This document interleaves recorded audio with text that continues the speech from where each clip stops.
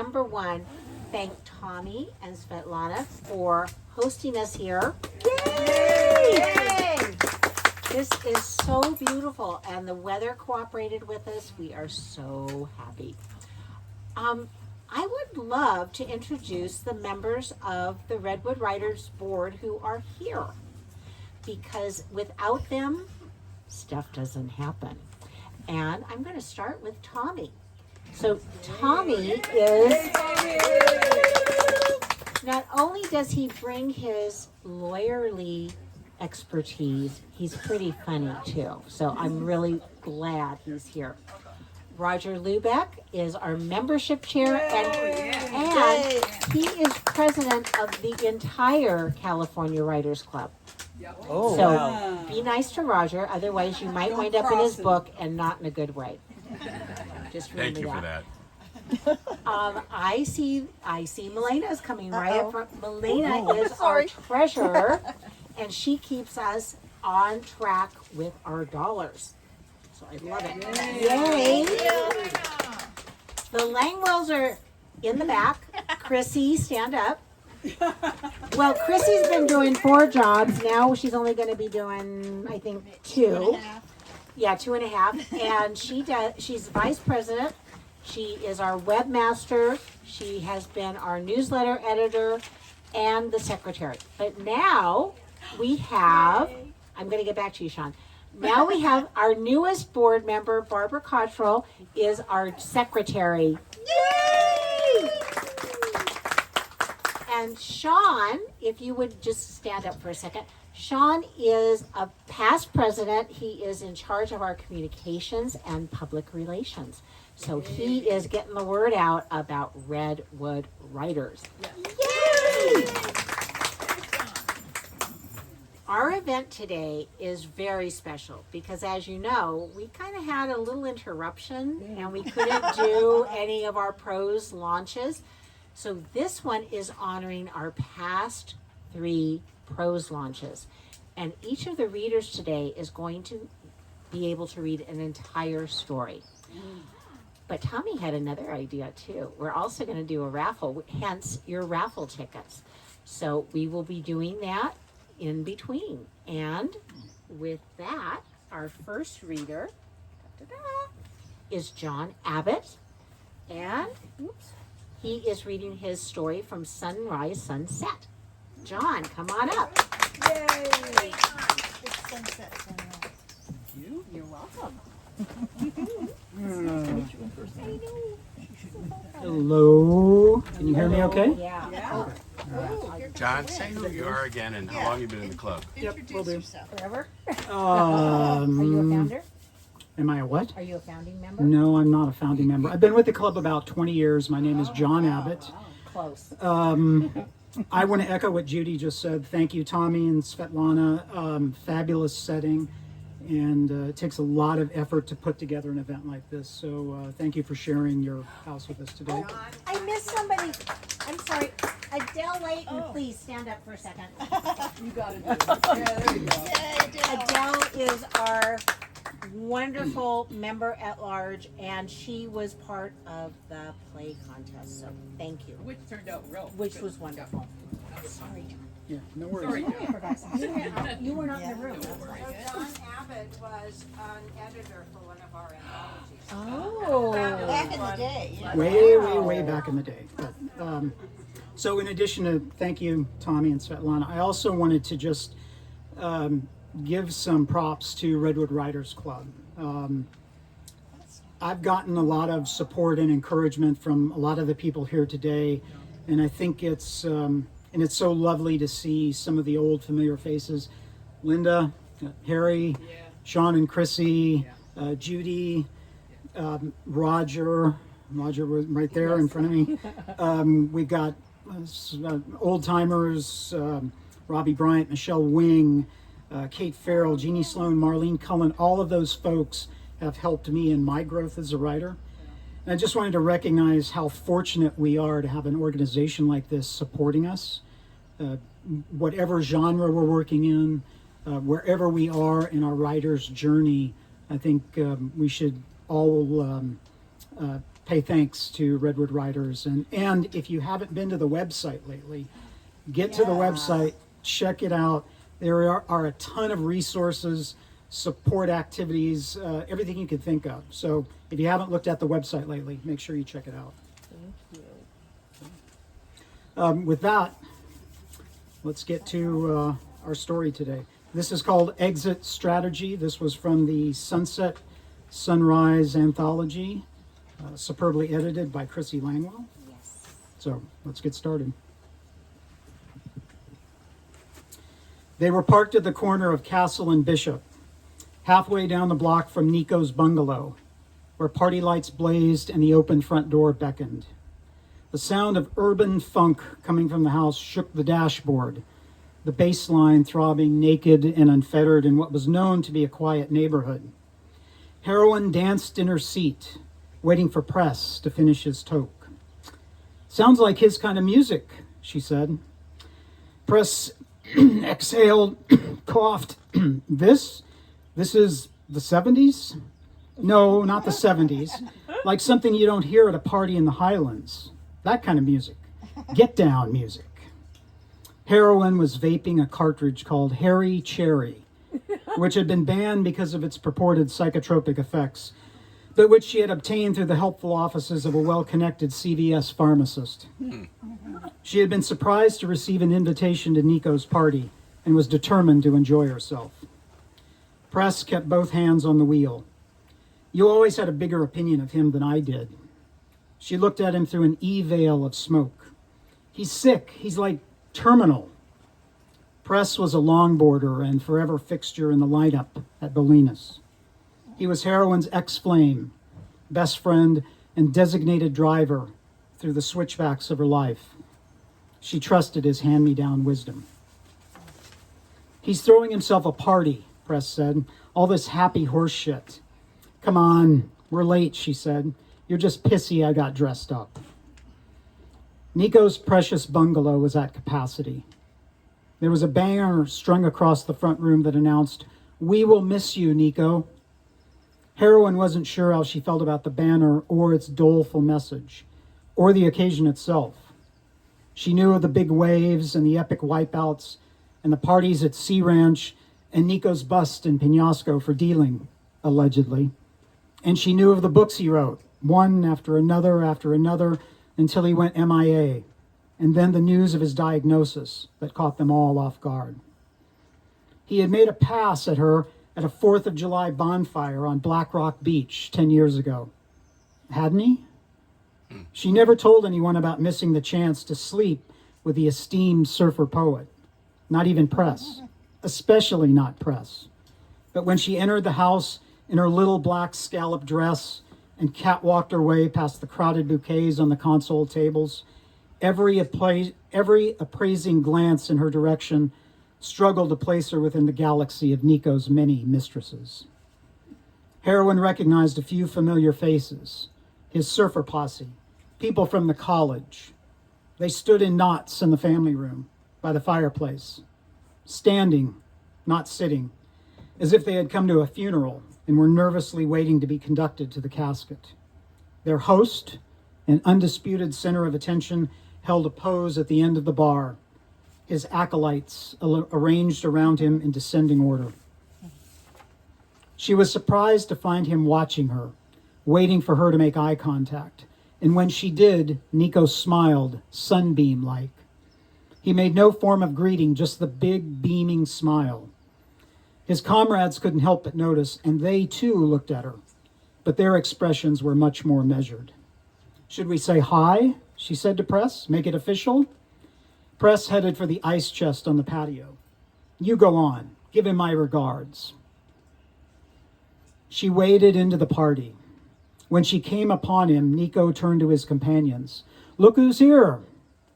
Closer now, there were scores in his cheeks, weather-beaten by sun and surf, and a waddle of loose skin at the base of his throat. It had been years since she had seen him.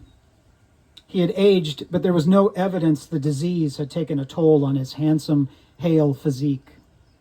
"Welcome to the party," he said, embracing her. "What exactly are we celebrating?" My ascension to divinity, he said. Well, I'm just here to help you drink your wine or whatever else you have at a party like this. He put a flute of champagne in her hand and they drank. He was barefoot. In her heels, Heroin was almost as tall as him. His long gray hair was uncombed, brushing the collar of his shirt. What are you doing now, he asked. Still waiting tables at that coffee shop with press? I'm kind of a work in progress at the moment, she said. His disheveled state emboldened her. Rather than pay her respects and disappear in plain sight, Heroin took another sip of bubbly and held her ground, disrupting the orderly flow of the reception line. Speaking of press, she said. I saw him come in, Nico said. He didn't even look at me, that prick. We heard it's a farewell party. It sucks that you're leaving us, she said. You going to ride off into the sunset? He seemed delighted by her question. I'm going to paddle out one of these days, and I'm not going to come back. Can I go with you? No. Seriously, Nico, you still got that place on the coast? That's where you should go. You can surf in the morning and ride in the afternoon. I'll come to visit and we'll cook s'mores.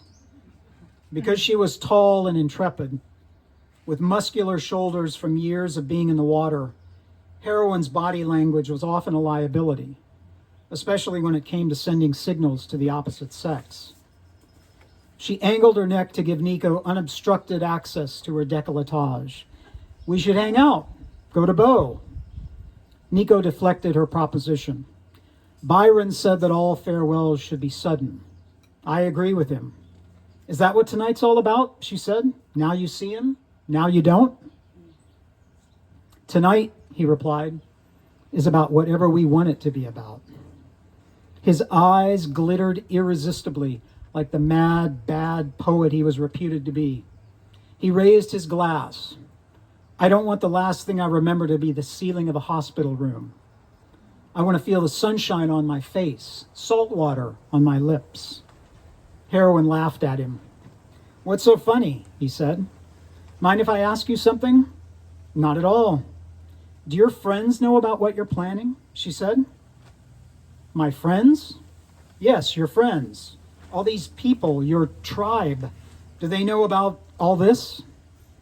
You don't want to spoil the party, do you? He said. As if on cue, the congregation closed on them. To escape the pious sympathizers, Heroin found her way to the bathroom and took a few hits of Harry Cherry. Its mind-expanding properties invited consideration of Nico's imminent departure from a more enlightened perspective. She relaxed and began to inspect the room for signs of his legendary indulgences. She peeked behind the shower curtain, fondled the fresh bar of lavender soap, and ran her fingertips over the hand towels folded in an artful, overlapping pattern. To her great disappointment, there was nothing in the least licentious about the contents of the medicine cabinet. Through the open window, she heard the hot tub jets kick on.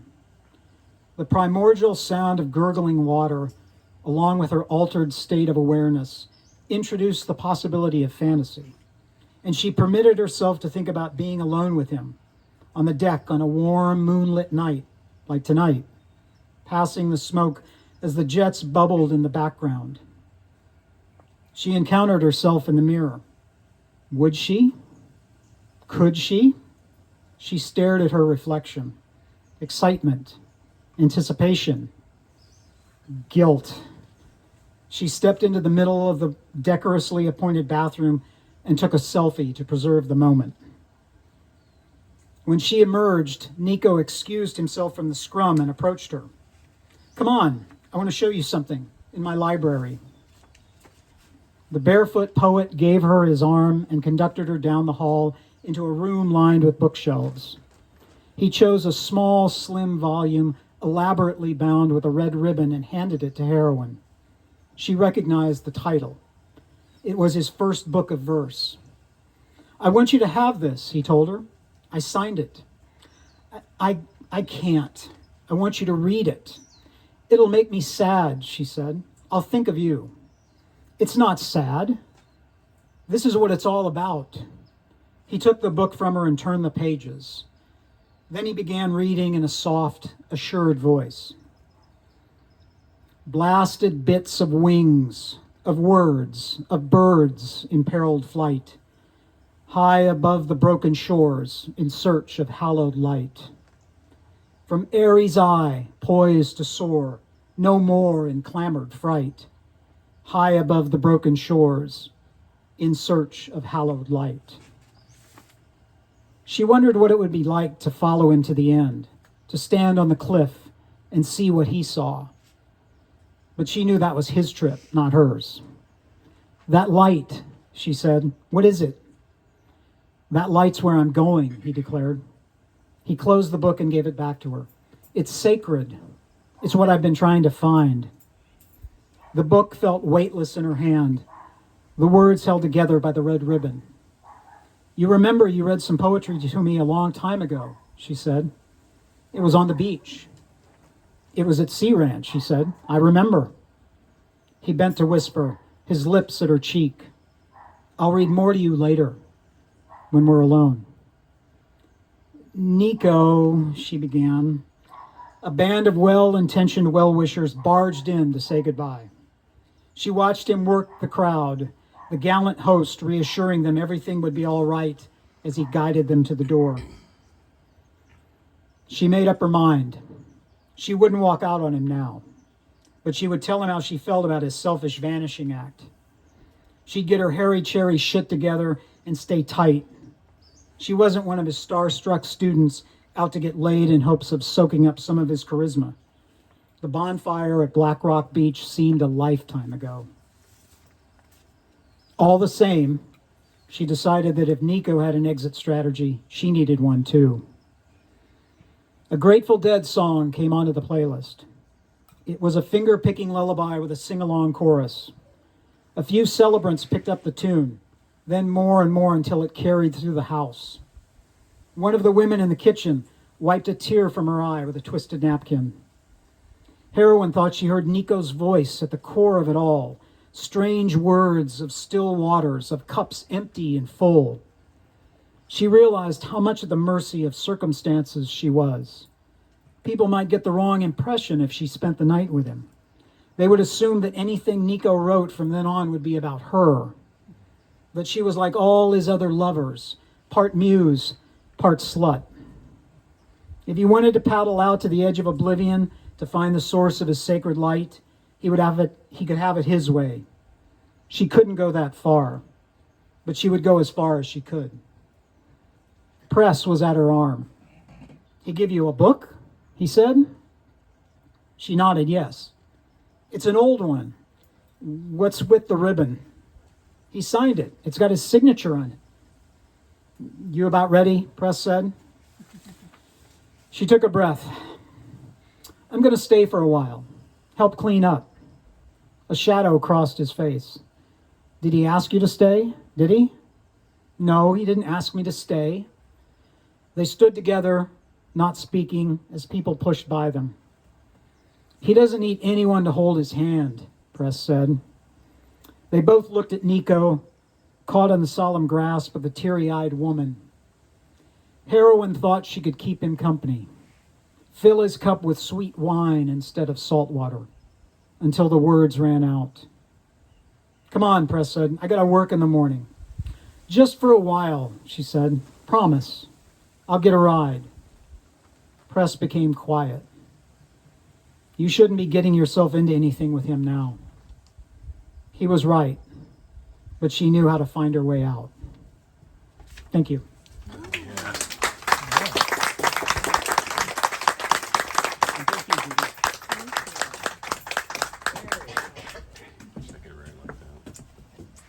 We've got, thanks to the generosity of some people, Come to the mic. Sorry. I'm not coming Thanks to the generosity of some people, including Roger Lubeck, we have two bags of goodies to raffle off right now. So let's go with the first one. Oh my goodness. Does everybody have a ticket? Anybody need one? Everybody, okay? Yeah. Nobody, okay. Oh, you got one. My wife is saying she doesn't have one. Oh, She doesn't need one. That's nepotism. Okay. The number is 811691. Who is it? Who is it? 691, last three. All the way to the back. Hey! Can you hand that back to her? Thank you. Oh, great. Hey, very good. Mega goodies. Good reading. The next one will also include a 1-year subscription to Ziziva. And if you don't know Ziziva, it is one of the best literary magazines in the entire world. The artwork is just wonderful. The stories are just fantastic. So that'll go in the bag also. Thank you. You don't want to be able to sleep tonight. Your wife needs a ticket, so. And we're not going to stuff the bag. Take this one. Just kidding. I'll talk to you later. Does anybody else need a ticket that didn't get one? Very good. We all got tickets. We all got tickets. Thanks, Sean. And whoever Watch wins, Svetlana win right now. come up and give me your name and address because I have to tell Ziziva to start sending you the journals. This one is 6680. 680. 680. Hey!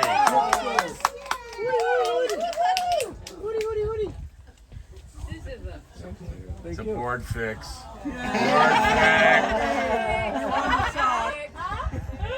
I didn't win anything. Back to you, I don't have a Judy. ticket. Okay.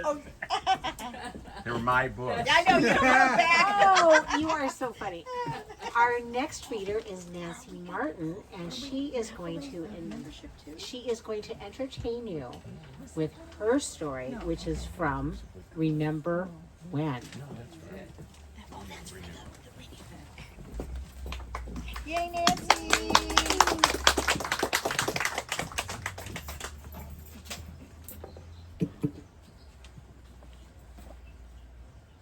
So when I wrote this story, I really didn't realize until after I finished it that it was the prequel to my book From the Summer of Love to the Valley of the Moon, which Writer's Digest gave 5 stars in every judge's category too. Cool. Whoa.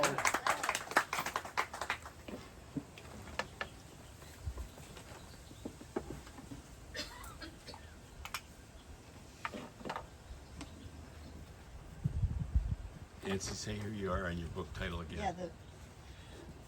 Yeah, So I'm Nancy Martin, and I use my middle initial J because Nancy Martin is such a common name when you go on any site. There's half a dozen Nancy Martins. And the title of the book is From the Summer of Love to the Valley of the Moon.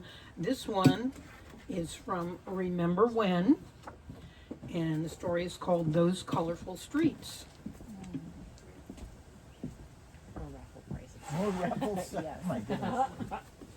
Shopping at Britex on Post Street in San Francisco was my idea of heaven on earth in 1968. Fabulous combinations of cotton candy pink and bright tangerine, or purple, teal, and lime green prints on fresh bolts of multi-fibered fabrics filled the entire store, roof to basement. Getting down on my knees, digging through oversized cardboard cartons of cool remnants for the best deals was a big part of the fun. I was always on the lookout for fabric remnants covered with huge geometric shapes and bright colors and sleek Asian prints to create huge fluffy floor pillows. Those comfy creations sold the minute I left them in the craft stores or consignment shops, providing me with additional dollars to help make ends meet. After thoroughly scouring all the remnant boxes, the next step was moving on to the sewing patterns stored in their huge, heavy gray metal filing cabinets. Everything was Carnaby Street style then. Colors, fashion, and music. Humming along to Georgie Girl playing on the store sound system, I'd slide open one of the drawers and leaf through the selection of sewing patterns.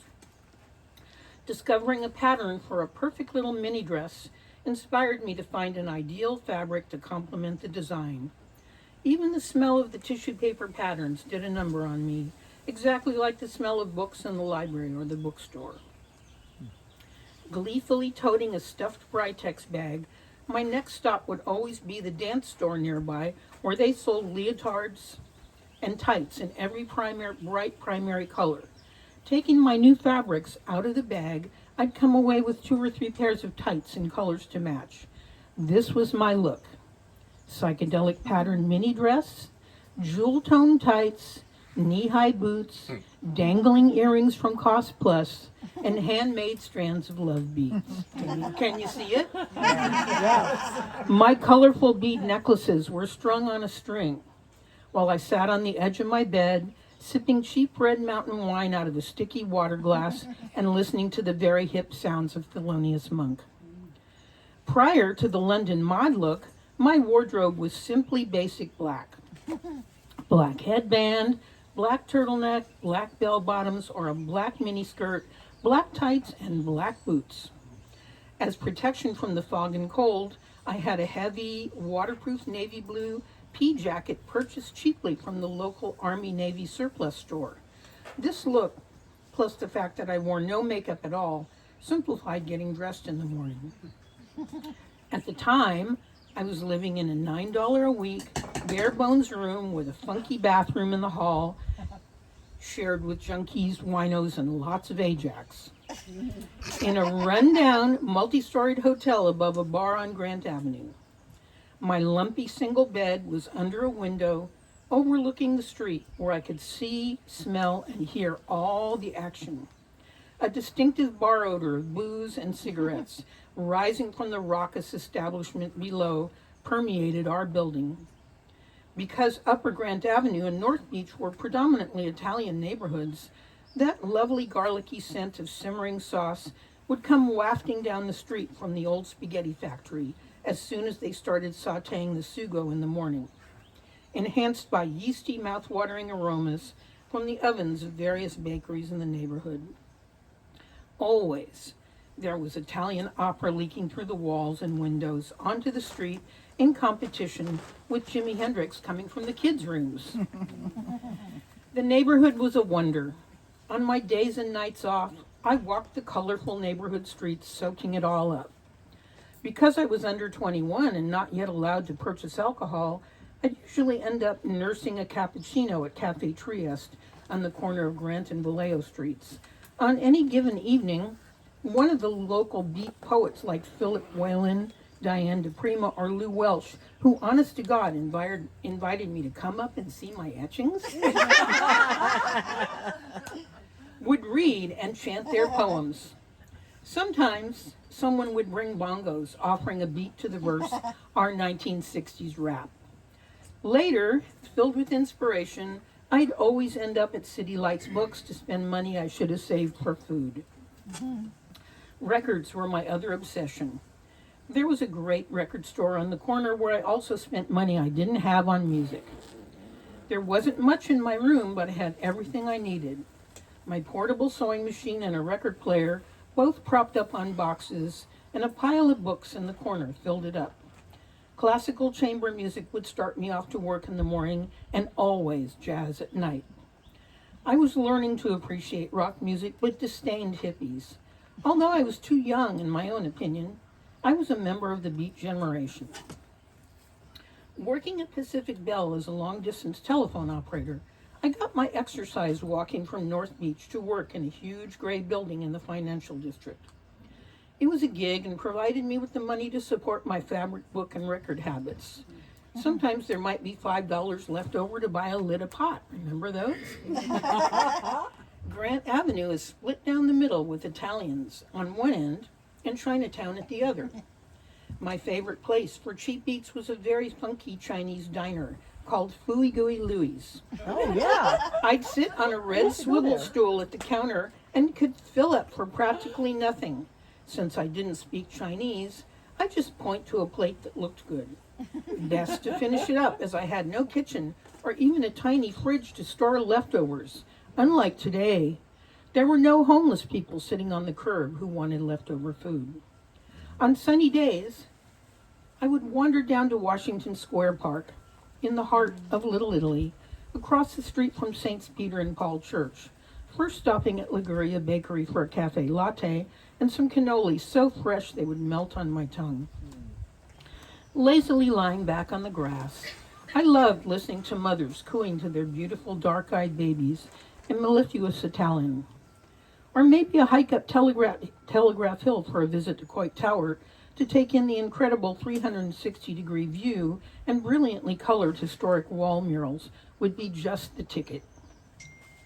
At the intersection of Broadway and Columbus, near Grant, stood the Condor Club in the seedy part of the hood.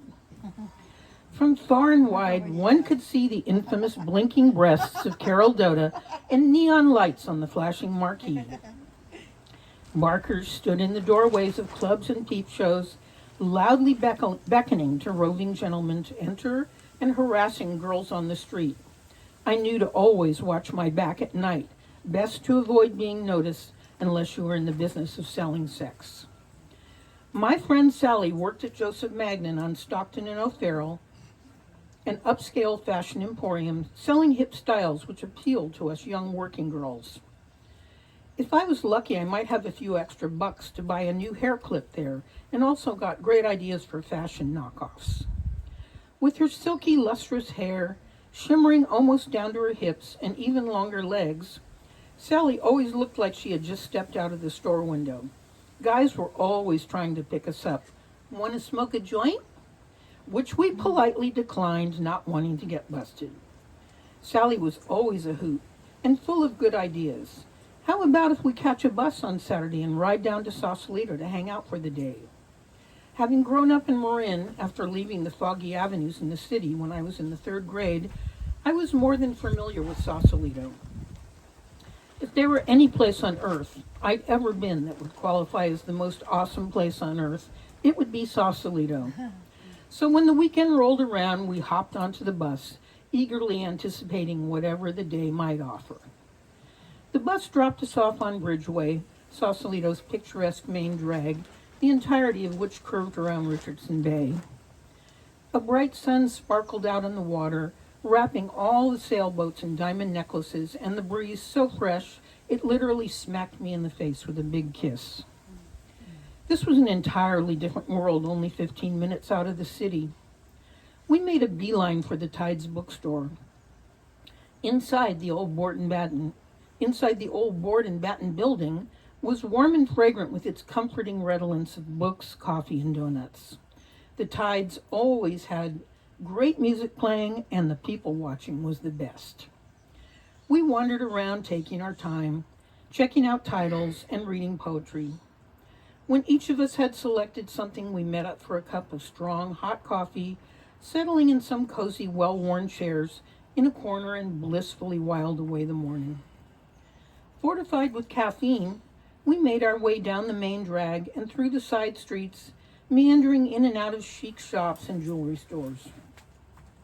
The village shops, a multi-storied melange of delightful little specialty shops filled with assorted treasures, had long been a favorite haunt of mine.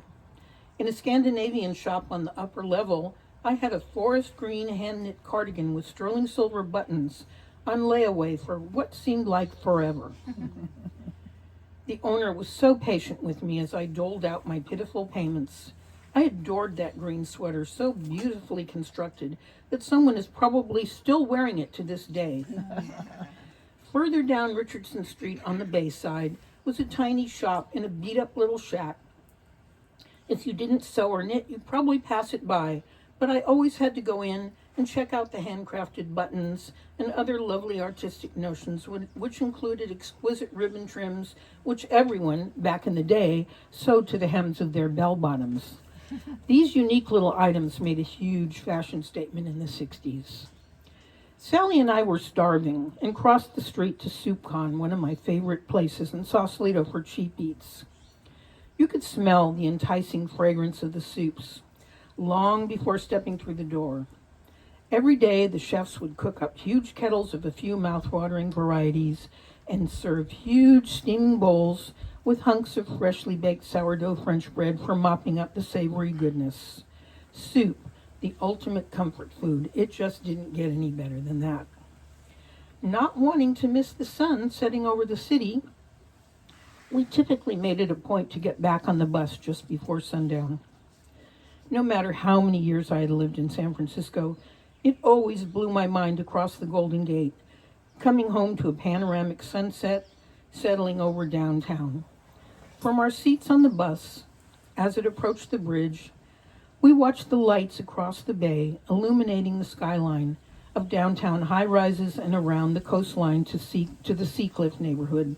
Always an unforgettable moment. Hanging out in Marvelous Marin was fun, but we loved returning to the city. Thank you.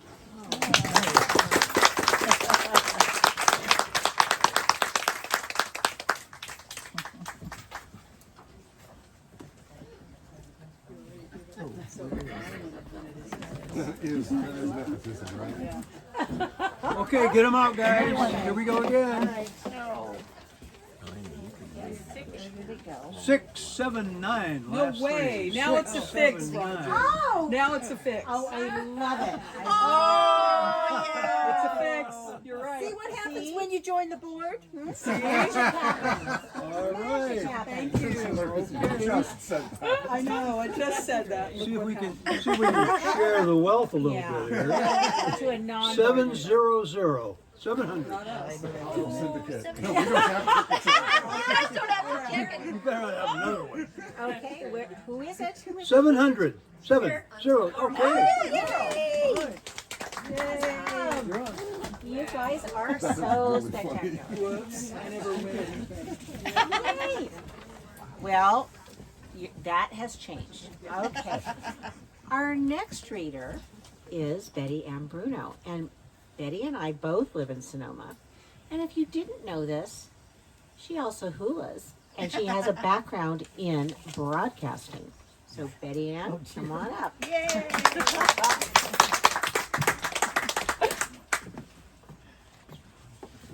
Thank you, Judy. I'm a fairly new member to the group, and it's weird. My book is The Munchkin Diary, but I wrote it 20 years before it got published because I wrote stories for my sons. I never intended for you to read any of these stories. They're very private. They're probably too honest, and but by the time I got talked into publishing them, which was about 2 years ago, I guess, I decided I was so old, didn't really matter anymore. So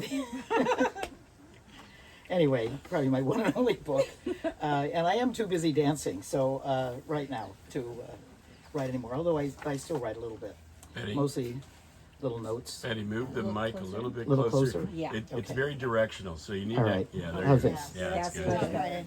So this story, and thank you for inviting me. I was kind of the last minute substitute. I feel like I really lucked out on this, so it's my pleasure to be here. And this is one of the chapters from my book that's sort of condensed for the anthology. And the name of it is How I Met My Husband Before I Met My Husband.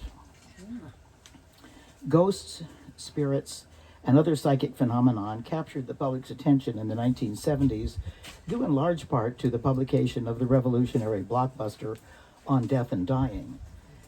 I had just joined the news staff of our local television station and wanted to capture that sensation for our primetime news show, so I proposed a series based on Elizabeth Kubler-Ross's bestseller. I figured if the after-death experiences she described were for real, somebody in the Bay Area must have had them. The news director enthusiastically said, "Go." I began looking for psychics, medics, and other people who had stories to tell. The first psychic I called was Sylvia Brown, whom I had met a year earlier. I had gone to her office in San Jose with another producer who had made an appointment to see her, but didn't want to see her alone. Sylvia could not have known anything about me. But when the other producer asked her to demonstrate a psychic reading, Sylvia looked at me and said, "I'll demonstrate with you. You're an open book." She then proceeded to tell me in detail about my life. She described my first husband and our marriage that had ended a year earlier. She talked about my children, my house, my dog, the man I was involved with at that moment, and even threw in some advice. "This man is not good for you," she said. "He has too many scars and will be gone by Christmas. But there is a husky, dark-haired man who will come into your life next year. The man you're with now will want to come back, but by then you'll be able to tell him, keep on going." When she said the words, husky, dark-haired man, the image of one of the guys in the newsroom popped into my head, but I didn't know anything about him except that his name was Craig. It didn't occur to me that the image of him flashing through my mind in that split second was a sneak preview of things to come. By the following spring, I had transferred to the news department, and Sylvia Browne's predictions had begun to unfold. The man I had been involved with was indeed gone, and the chemistry between Craig and me was undeniable. I didn't want to believe it, though, because getting involved with him broke all my rules. Number one, he was still living with his first wife, albeit very unhappily. Number two, he was many years younger than I was. And number three, I really didn't want an office romance because they tend to be more public than private. All those good reasons, however, didn't make the butterflies go away when Craig walked near me, nor did it make my head stop spinning when he accidentally, or not so accidentally, brushed against me. He and I worked together every chance we got. We were falling in love, and although neither one of us wanted to admit it. This was April, about a year after Sylvia Browne had turned to me and said, "A dusky, dark-haired man will come into your life." Fortunately, the pressures of working in the newsroom didn't leave a lot of time to brood over romance, but I gave myself a high five when Craig got assigned to shoot the Life After Life series. The production calls I had made were creating a nice lineup for a strong 5-part series. I found doctors and nurses at Alta Bates Hospital in Berkeley who had not only witnessed revivals from death, but also willingly told their stories to our camera and then put the resources of the hospital at our disposal. They even had Craig lie on a gurney with his camera shooting up at their concerned faces as they rushed him down the hospital hallway from the ER to the OR in reenactments of death and returns that had happened in the emergency and operating rooms. Sylvia put us in touch with ghost chaser Antoinette May, who told us about a home in Atherton where one of the previous owners had died in the 1800s, but allegedly still hung around. We took Sylvia out there and filmed as she located the spirit and coaxed him over to the other side. The series was also fun for some of our co-workers at the station who eagerly volunteered to participate in both a seance and a past life regression. The seance went very well. People validated several hits Sylvia's spirit guide reported to her during the half-hour session. But the regression segment bogged down. We made 2 trips to Sylvia's office in Campbell, taking people for sessions with her. They did the best they could, but neither one of them made it back to a previous life.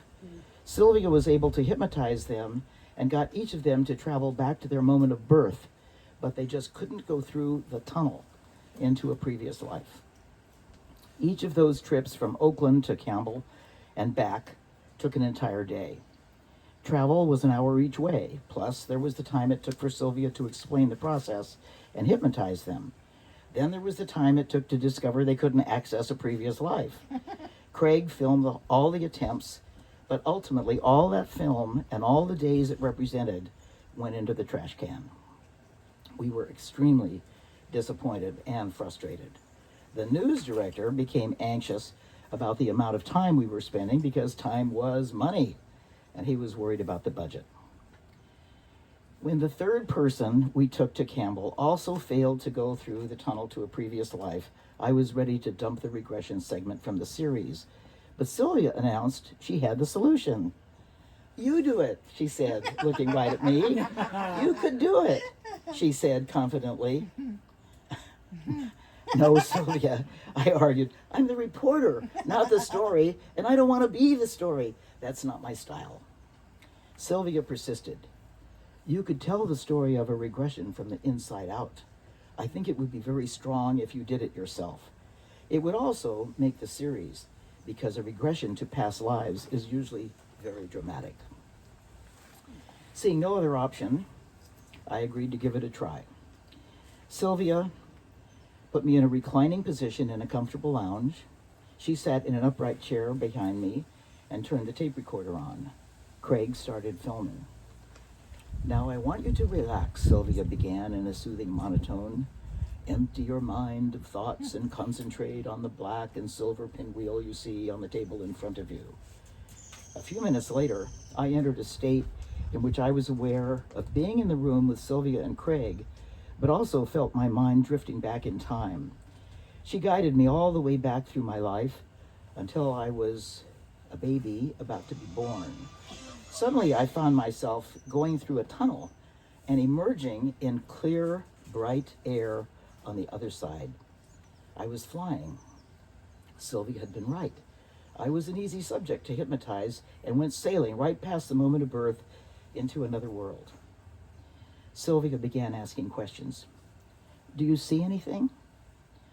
"Yes, I see some woods and a wagon being pulled by some horses going through the woods." "Who's in the wagon?" "Oh, my children, 3 or 4 of them. They are all very young, and they're all dead. I am also in the wagon." "No, I'm floating along just above the wagon, looking down at all my dead children. I think I'm dead too, or maybe dying. Sometimes I float above the wagon, and sometimes I'm lying in the bed of the wagon. I feel so sad." "Do you know what happened to your children?"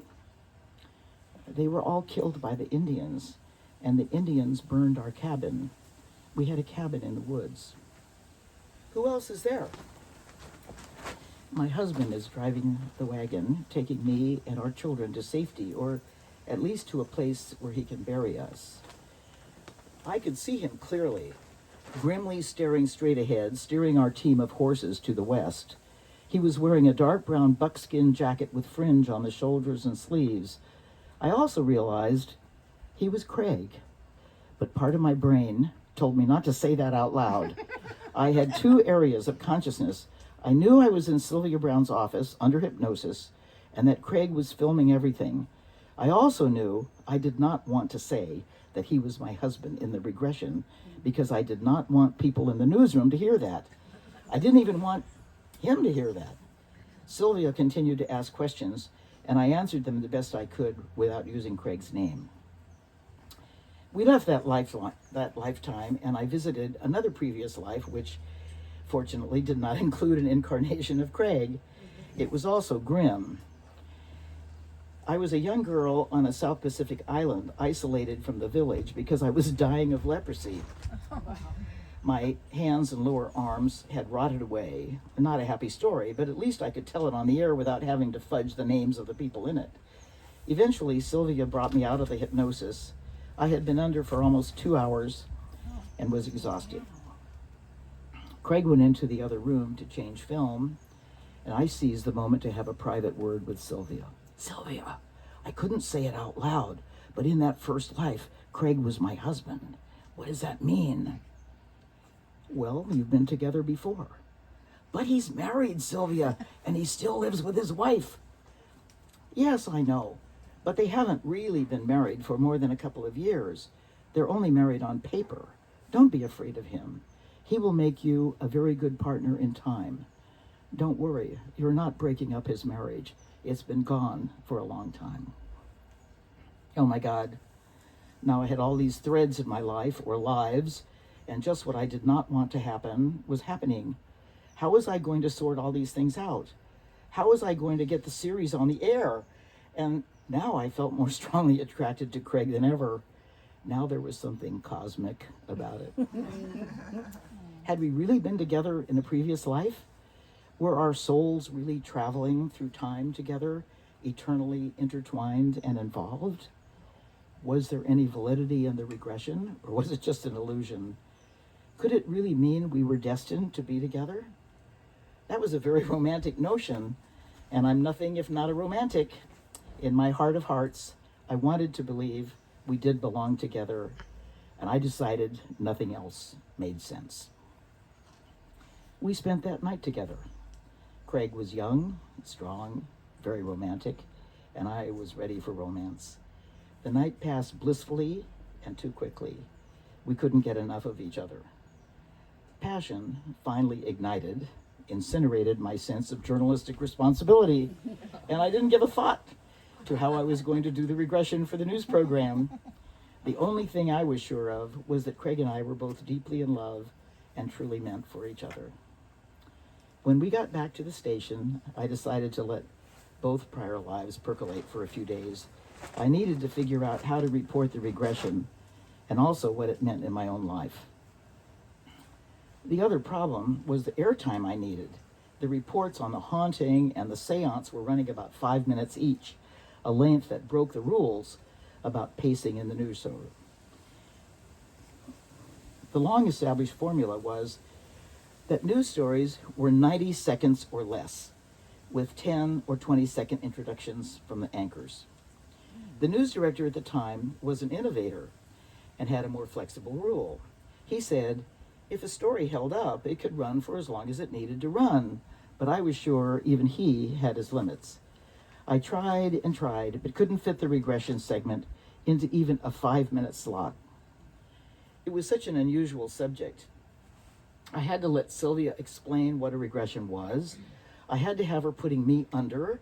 I had to have me going through the tunnel to the other side and then tell the story of my prior life. But even without the complication of Craig, it took time. The film editor and I hacked and hacked away, and when we couldn't find any more to cut out, I went to the news director with the bottom line timing. What? He thundered, 11 minutes? Are you kidding? 11 minutes is an entire section of the broadcast. You cannot have that. Nobody has ever had an entire section before. It's not possible. It'll ruin the pacing. Cut it down. The news director roared past me, swooped through the newsroom, grabbed the lead anchorman, and marched to the editing bays. On the way, he turned to me and repeated, it was absurd even to consider an 11-minute report. What in the world was I thinking? Both men huffed into the tiny edit bay, and announced they were going to cut the story considerably. Making myself as small as I could, I squeezed into a corner so I could take notes on the parts they would order cut. With a practiced hand, the editor cranked the film reels while the two men watched in silence. I'm sorry. The editor cranked the film reels while the two men watched in silence. These glasses aren't right. Yeah, we all know. Well, anyway, I kept waiting for something to write down, but neither of them said anything. They watched the entire piece without uttering a word. When it was over, they stood in silence, still staring at the small viewing window that was now just a square of light. You can't cut it, said the news director. It holds up. It's an amazing report. Run it. So it lived for a record-breaking 11 minutes. The following spring, Life After Life won an Emmy for Best News Feature Series. Sylvia went on to have her own program on national television. Craig and I have now been married for 45 years and can't imagine life without each other.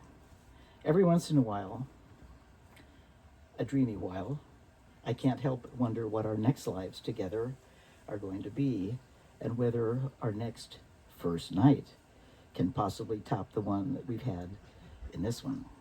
In any case, it's something to look forward to.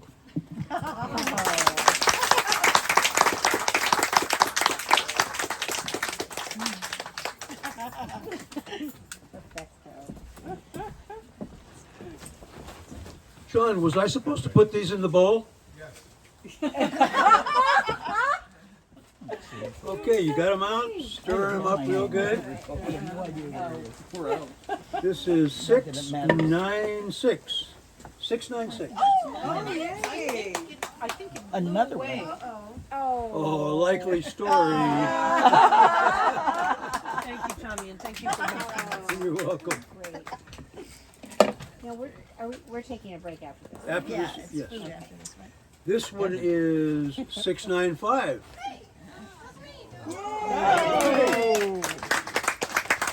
Okay, I'll talk to the piano man. We'll have some more music and food. When do you want to? Hey, come on back. We're gonna get started. Boy. Adele, can you round up those folks over there?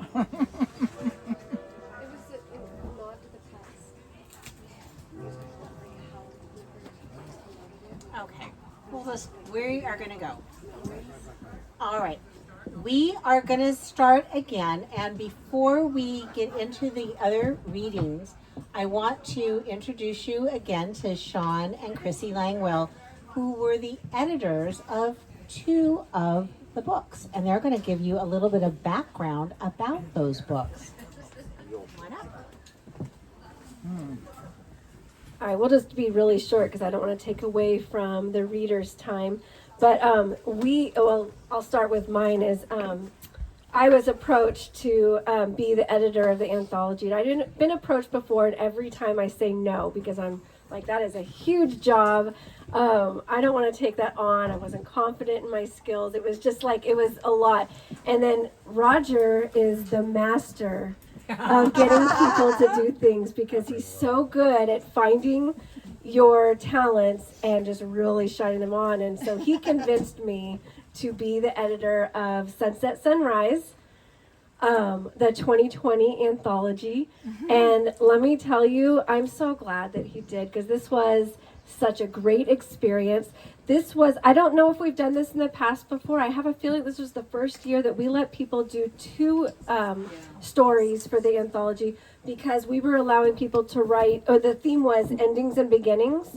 So if somebody wanted to write an ending and a beginning, then they could write that. And some of them would tie those stories together, where they'd write an ending and then or a beginning, and then the next one would be the next part of that story. So I was able to put those together. So it was just a really fun experience. I also want to talk about the cover. This is actually Danica Patrick's vineyard, taken by Will Bacoy. And so it was really important to me to get, use a local photographer and to also have local art. So this is, not a stock photo. This is a photo. Well, it's in Napa, but it's okay.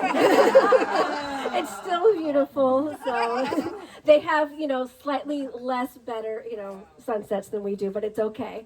So this was a fun experience. I'm going to pass it over to my husband. We co-edited this one, but this was his baby, so he can talk about Remember When. Great job. So in the spirit of barker, because I just found out Roger actually was a barker at the carnival way back when. So it's in his blood.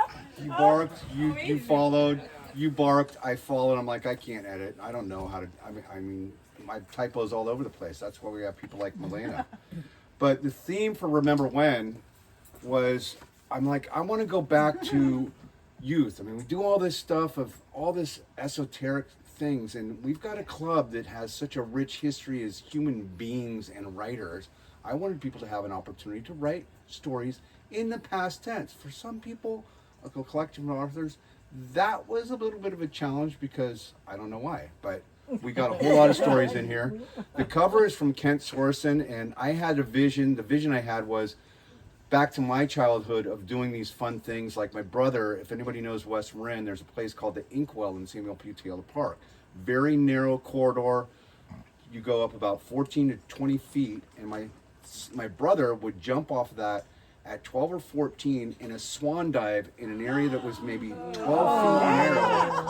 And like this, not a jump, a swan dive, and then go down, and it's about 20 feet deep. And I'm like, I want something not quite that scary, but I want that youthful exuberance of kids like me and my 2 younger brothers jumping off of smaller rocks. And that somehow this picture just emerged that he had that was perfect. And from there, And it's in Glen Ellen. This is that's a lake in Glen Ellen. But the part of the story that's even bigger than that was, I wrote a book about boldness, and I had the biggest fear of being worthy to be able to do this. And this woman here held my hand and walked me through that. So that comes full circle back to why this club exists. It exists about writers helping writers. And this, if you get a chance to participate in a future anthology, is one of the best learning things you can do, and you don't need the experience. If you can write a short story, you can participate as an editor on some level. So thank you. Well, real quick. Yeah. And we have one more book. We do have one more book, but real quick, I just want to say on that, the nice thing about doing a co-editing is that we both have different skills and different things that we like doing. He loves being in front of people. I love doing the background work. And so it worked. I mean, it was a great experience. I mean, you'd think this would be like a marriage breaker, but, but it was actually really, it was really cool because he got to, communicate with everybody, and I got to like hang back and just do more of the technical stuff and editing part, and it was a lot of fun. What a team. So our final one that we just released, when was this? So like in December.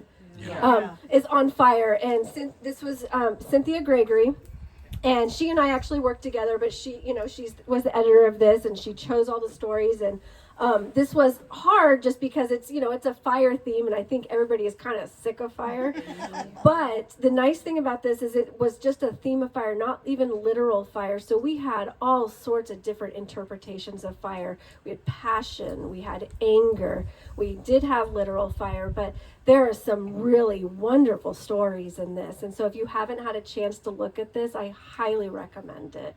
So thank you guys so much for being here and for being a part of the anthology. And Mara's not here, but we have our next anthology. Yeah. If you haven't already, the deadline is June 30th, so it's coming up quick. Theme is fantasy and science fiction, which is basically, it's speculative fiction. It throw something magical in there and it fits. So you could take one of your stories, you can edit, you can do it from the top of your head. I encourage you to do it. You can submit up to 2 stories. So if in a week you can write 2 stories, do it. I got my 2 in, so I hope to see all of yours. Roger has his 2 in. And John's working on his. Fantastic. All right, you guys, thank you very much. Oh, great team. Yeah. Judy, are you coming up next? You're not. Thank you. Okay, our next. Watch your head. Oh.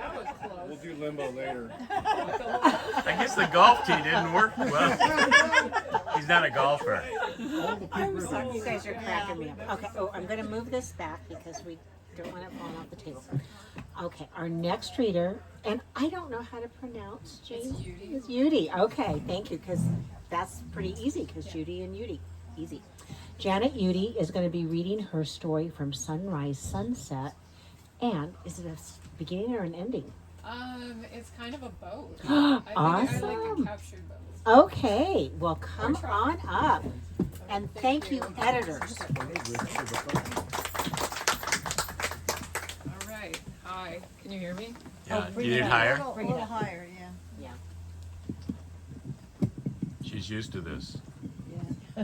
I'm sorry, I'm a shrimp. Is that good? Yeah, I think that's better. That's Yeah. better? Yes, Much yes. Yeah. Okay, good. I'm nervous. Don't be. We love you. We love you. It's writers supporting writers. I was a former resident at one time. I'm a physician. I'm a grown-up physician now.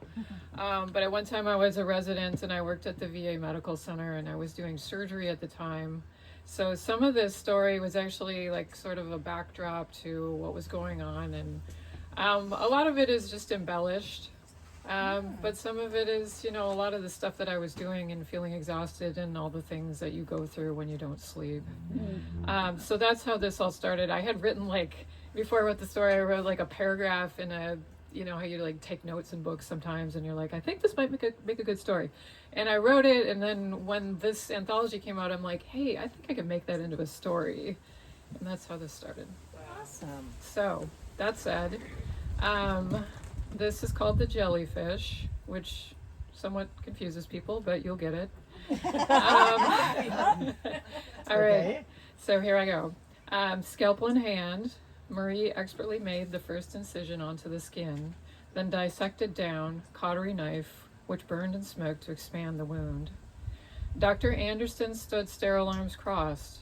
Ascension Oak, whose shade and gaze moved over her progress as her questions circled to Troy, her chief resident. Dr. Anderson asked, "How do you present?" The gluteus medius muscle was shredded like pulled pork and unmappable. Her eyes on Troy, who nodded she'd take it down. He mumbled back, "That's a mess." His retractors led where she'd excavate down to the shattered bone. Troy, eyes up at Dr. Anderson. "Sir," they clipped the bleeders and packed his wounds, swaddled and sent. Anderson's exasperated. "No repairs? Christ, I don't know what the hell is going on with Langstall lately." Earlier, Marie and Troy scrubbed at the sink discussing their patient. He was a 25-year-old Marine who tripped an IED in Iraq with a blown left leg and pelvis. She envisioned a bloody, unstable drama. Initially transferred to Landstuhl, Germany, LRMC, before flight here for the definitive surgery. Troy was tall, a soft blonde breadbox, with footballer's mitten hands and careless likability. His mood was lighter now that he was 3 months shy of finishing residency. Marie, in her 4th year, felt his meticulous guidance had shaped her to be a better surgeon in the months they started working together. "Anderson will be in there, but you're doing the repair and I'll assist." Troy's gray eyes smiled above his mask while scrubbing. "I am."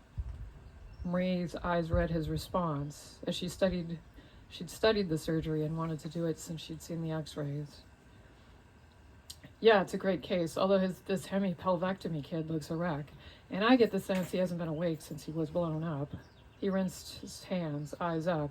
"So you also get the pleasure of explaining all his injuries to him post-op." Marie exhaled. "Great. Rehab and psych problems."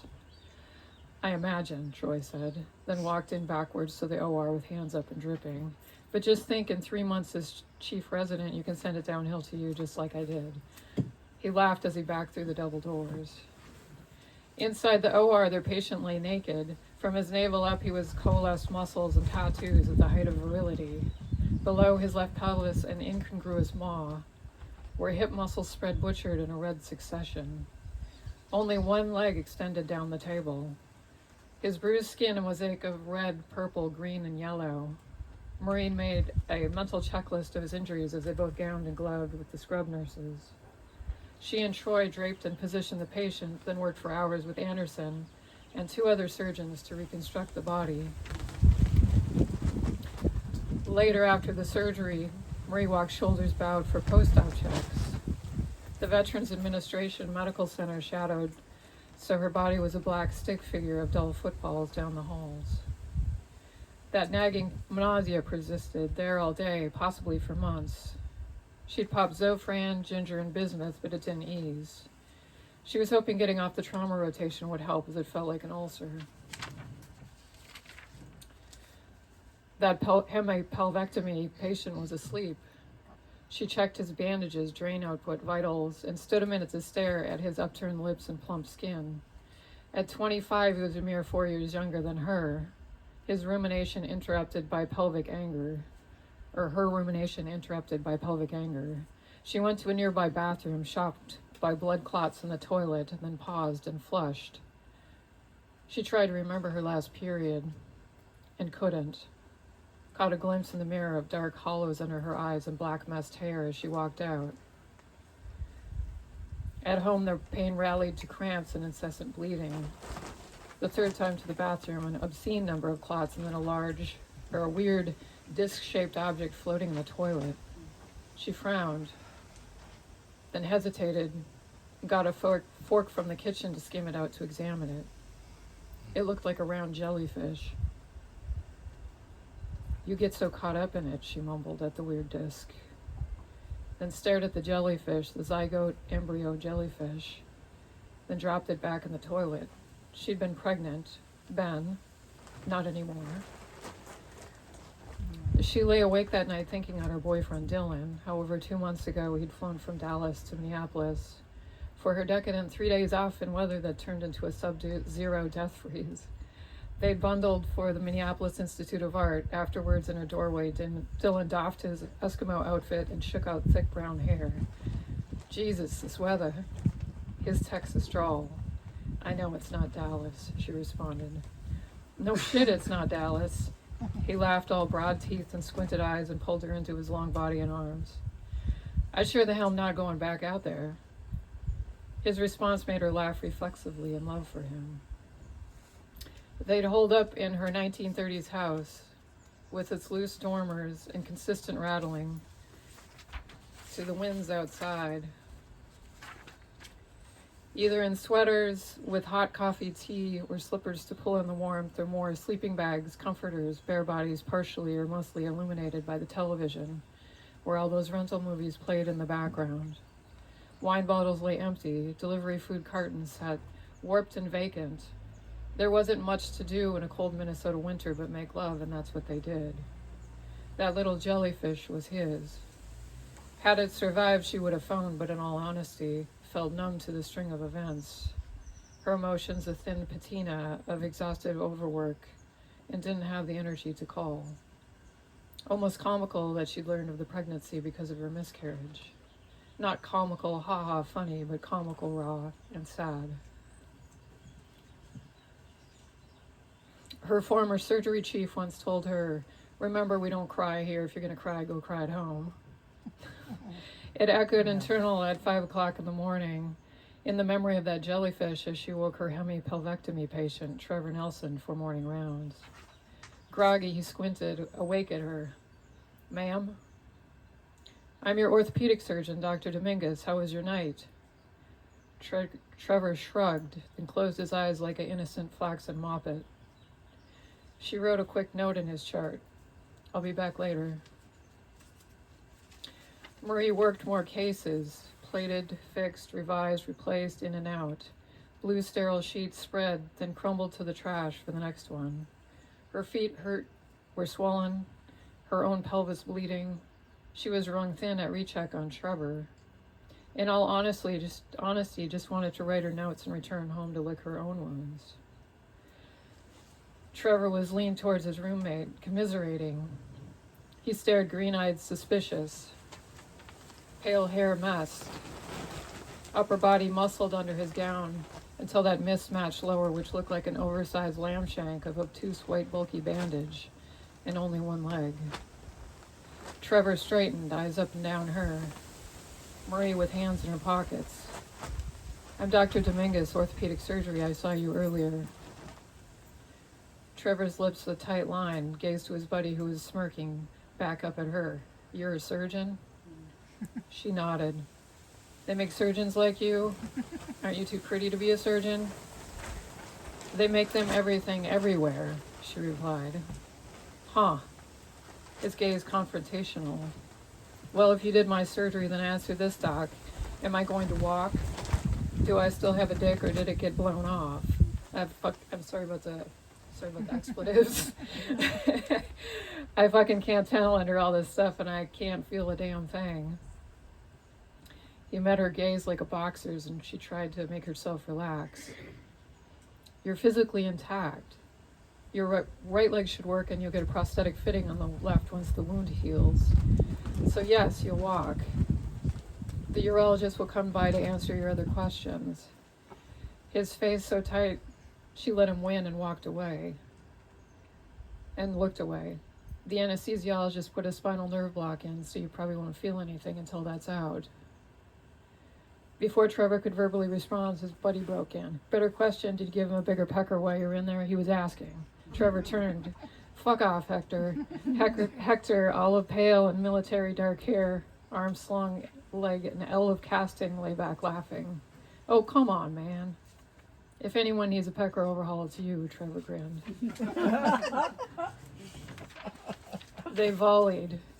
Marie shifted on sore feet and stifled a smile at their stupidity until Trevor's eyes glanced back at her. "How's the rest of you?" She pointed at her head. "Up here, you doing okay?" Now serious, Trevor looked down and shrugged. "A psychologist will come to talk to you." He nodded without eye contact.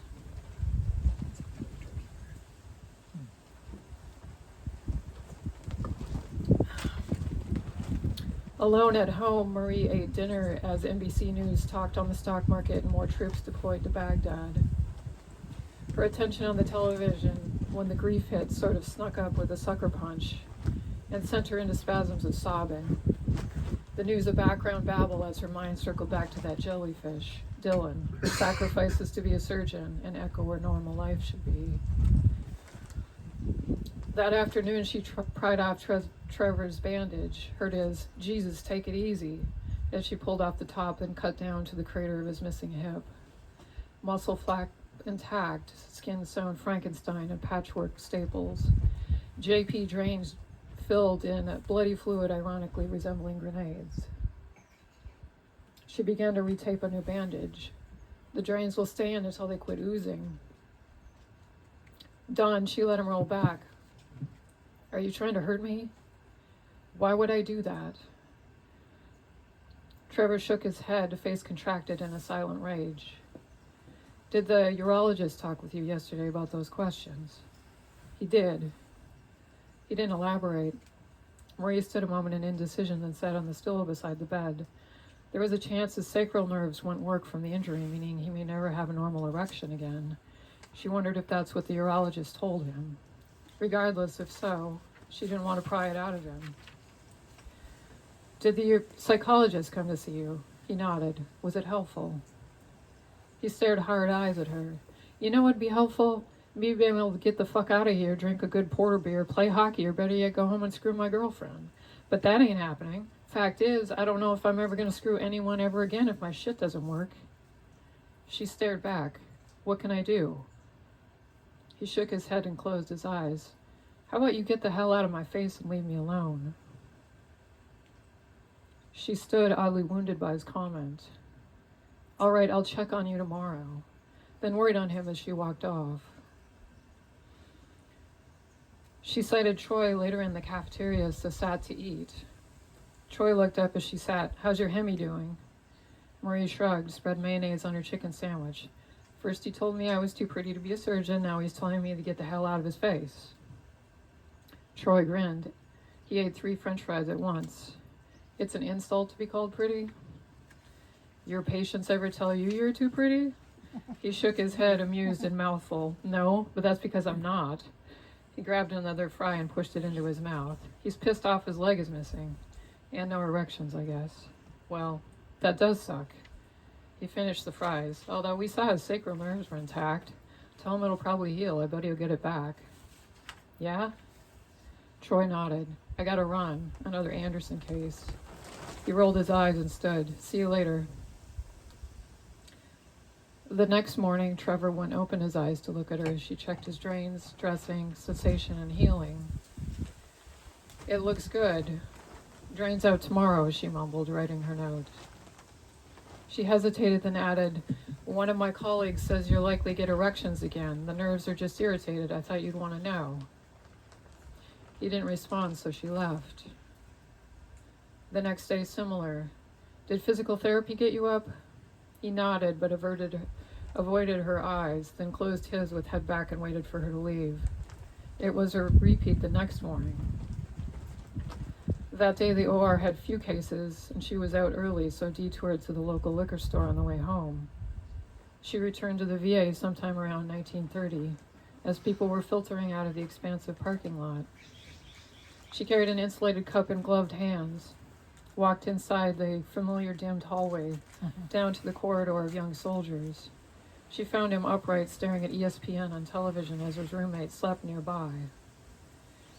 His eyes from the television to hers. He stared a moment, then back to the basketball on television. "Hi."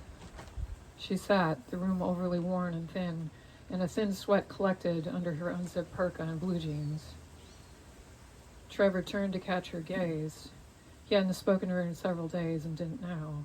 She handed him the cup. He frowned. "What is it?" "Just take it." He hesitated, then did. Pulled up the lid and stared, slowly, smiled. Eyes on hers, and took a sip, then put the lid down. "I never drank a porter beer from plastic." "I couldn't grant the rest of your demands," she answered, then stood, glad the peace offering was accepted. "I'll see you early tomorrow." She thought on an old surgery adage that night. All bleeding stops. Her bleeding had stopped. The following morning, Marie lay in bed wrapped in the loss of her pregnancy. She pulled out of the shower, then bundled and out to the frozen car which squeaked resistance on vacant pre-dawn roads. Wondered at whether it had been a boy or girl as she walked from the parking lot towards the VA, with snow swirling like ferrets around her ankles. Trevor was awake when she came in for morning rounds. He watched without salutation as she did her charting. The room was again sultry. "How are you feeling?" He shrugged, like a chicken on a barbecue. He'd stripped to just a thin sheet that draped the hollow of his vacant hip. "The temperature in here is ridiculous," she answered, amused by his comment, then sat and met his gaze. "If physical therapy goes well today, you might get your wish to get out of here. We'll send you to subacute rehab for prosthesis fitting. The next steps, possibly home to Chicago after that." He broke in. "I might leave soon?" "Yes." He studied her face. "Hey Doc, thanks for the beer. That was really cool." He motioned her closer. "What?" "Let me see your arm." She frowned. "Why?" "Trust me." She held out her left forearm. He pulled back the white coat, picked up a black Sharpie he had at bedside and wrote USMC in large capital letters on her forearm. "I decided you're tough enough." She pulled down the sleeve on his peace offering. "Well, I guess I'm not washing my arm." He grinned at the comment. "Are you back later today?" She nodded. "Get up with PT, okay?" "All right, Doc." Later in the OR, she smiled and shrugged when asked by the scrub nurse about the writing on her arm. Nice. Very nice.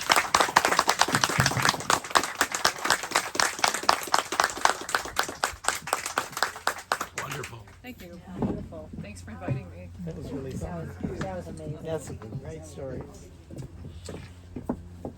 Before I draw the next numbers, let's talk a little bit about Petaluma Pete. How do you like the music, guys? Isn't that great? Pete, we're talking about you.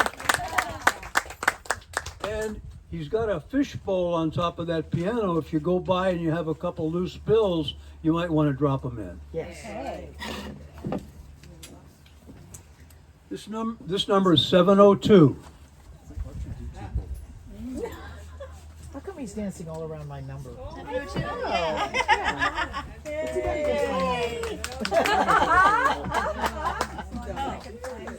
can't find it. Very rare occasion for me to win something. Oh, there you go. Spectacular. I'm sorry, it's not a Cadillac. This is better. That's great. 690. Oh, come on. Yay! Oh boy. Six is it? Oh, my goodness. I see one of Roger's books in there. Maybe you don't want it. Oh my goodness. She can always give it away to the library or something. Yeah. Well, this is a member we hadn't seen for a bit, but Inga is going to read from Remember When, and we're so glad to have you back. Thank you, everyone. Say your first and last name for us, Inga. Inga Aksamit, and I'm going to be reading from Remember When, and this piece is called Silver Spoons. And it evolved from my concept for a memoir that I have since written about my childhood growing up in an expat family, and it's called Between Worlds, an American expat girl's quest for home.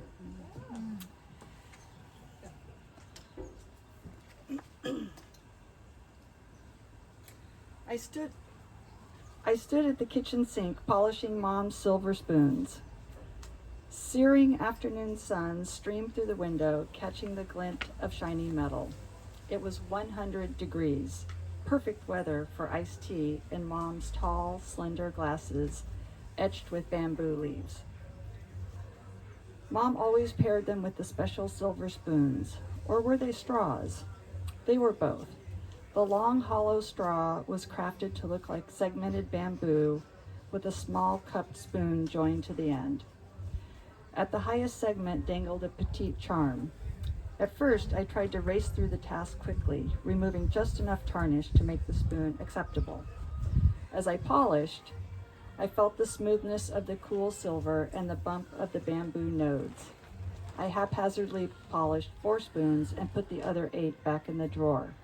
Good enough, I thought. The next morning, I looked at the half-polished silver and thought, nope, not good enough. Mom's been gone for 2 years now, but she might as well be standing beside me, saying, you can do better. Mom would certainly have sent those back to the servants in the old days when we were overseas. I sighed and got the polish out again. There was no big party to prepare for, but I felt vaguely guilty about using the tarnished spoons the day before when 2 friends dropped by. Oh, look how wonderful. I was dying for iced tea in this heat, and here it is in these beautiful glasses.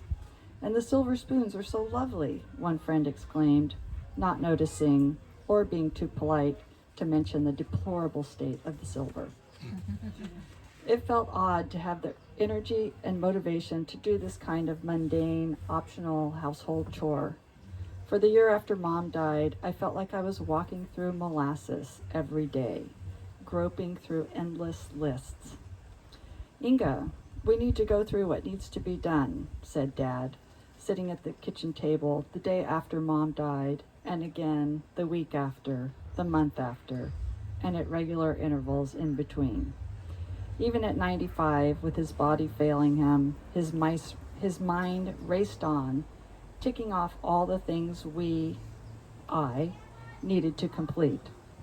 I trudged through meetings with lawyers, paperwork, the will, cremation, and memorial planning, and all the while, every day, I made sure that Dad, frail, and now without his beloved wife, was cared for. I made certain that meals were on the table, doctor's appointments were made, errands were run, and caregivers organized when I couldn't be there. The lists filled an entire spiral-bound notebook, spilling over to a second one, as completed check marks accumulated. Every morning, I tried to find 1 or 2 things to check off the list, my normally efficient brain feeling leaden and slow. New lists evolved as the months piled up. Dad, we need to think about what you want to do. It's been 6 months. I know. You can't be here forever, said Dad after a long pause. No, but you can. We can get more help to stay with you night and day, or... I trailed off, not wanting to mention the other options. I underestimated his always practical nature. I think I might be better off in a facility, he said. It felt like a knife to my heart, but it was a necessary step. I moved on to the search for an assisted living facility, boxed up the house, found a renter, and executed the move. Just as the mental fog started to lift, and I cautiously welcomed the first feeble sparks of energy, COVID-19 hit. A new fog descended. At least everyone was in this latest fog with me as I slid into the thick, paralyzing molasses again. Another year passed. This flicker of interest in taking care of something as humdrum, not to mention entirely unnecessary, as polishing silver was a breakthrough. I embraced it and put my current to-do list aside. I went to work on the 4 half-polished spoons and then the next 4. They were shinier, but they still had stubborn discoloration. I left the worst of the bunch, 4 spoons, almost entirely blackened with tarnish, in the drawer. These were the ones that had lost their charms along the way after too many moves and too many decades.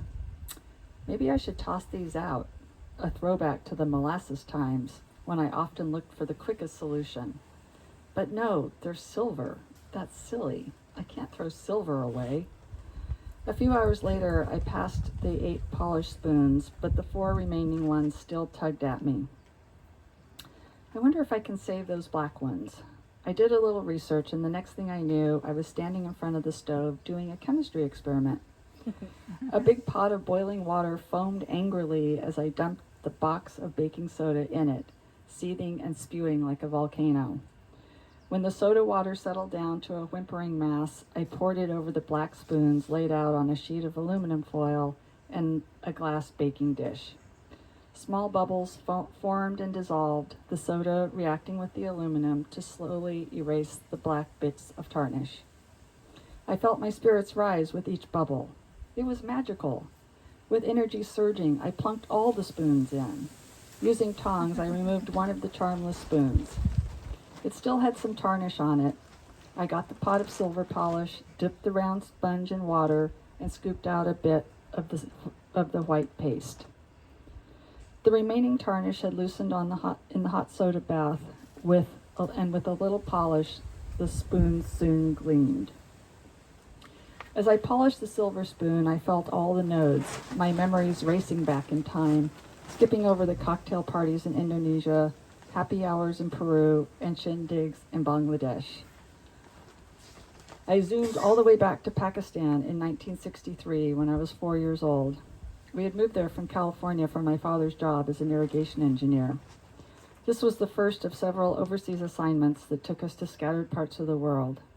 The glasses and spoons acquired in Pakistan somehow survived mostly intact through all the moves.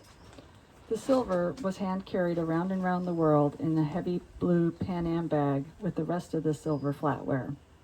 Dad carried it when we went overseas to find housing and got settled in before we arrived.